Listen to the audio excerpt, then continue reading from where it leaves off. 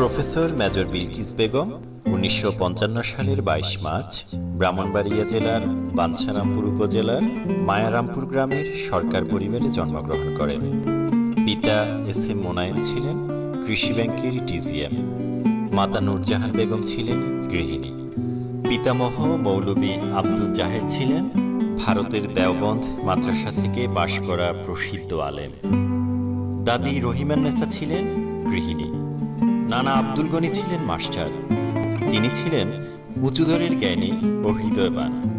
নানি সামাতবান ছিলেন গৃহিণী। ৪ বোন ও ২ ভাইয়ের মধ্যে প্রফেসর মেজর বিলকিস বেগম ছিলেন সবার বড়।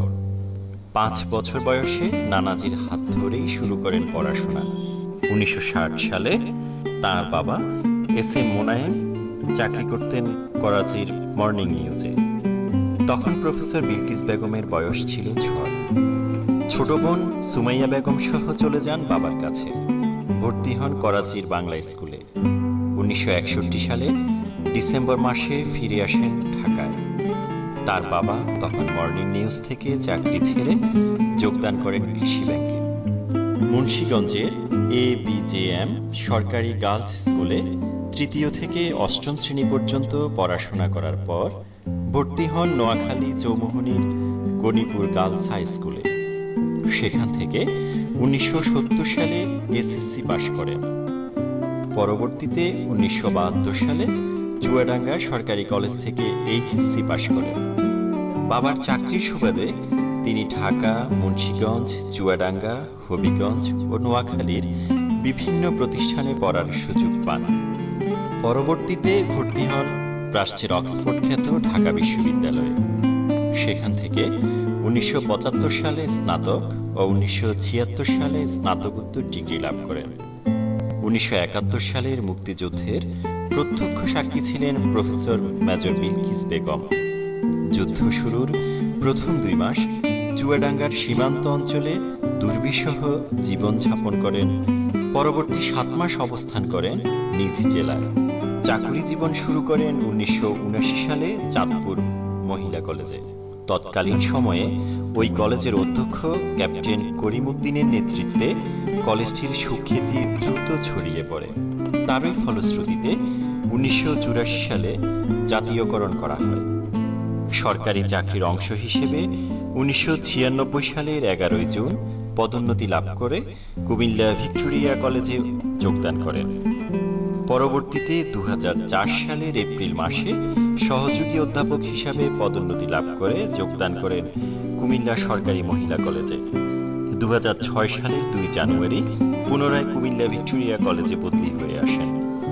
২০০৮ সালের ফেব্রুয়ারি মাসে অধ্যাপক পদে পদোন্নতি পেয়ে চট্টগ্রাম সরকারি কলেজে যোগদান করেন এবং ৫ মাস পর আবার ফিরে আসেন ভিক্টোরিয়া কলেজে।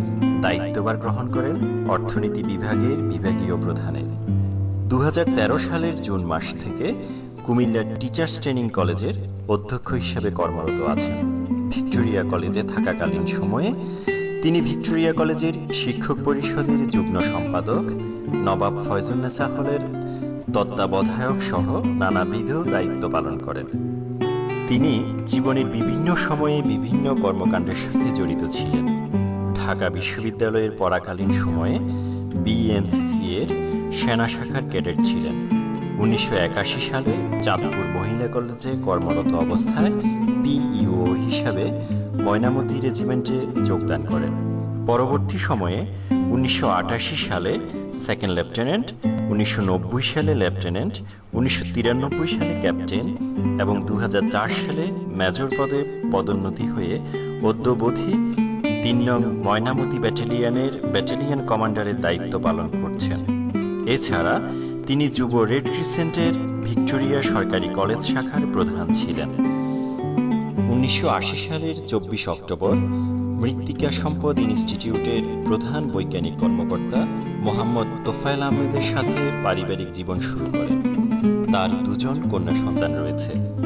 বড় কন্যা আফরোজা আহমেদ অনামিকা একজন চিকিৎসক, আর ছোট কন্যা তাবাসসুম সাবরিন আহমেদ স্মরণিকা ব্যবসায় প্রশাসনের ছাত্রী।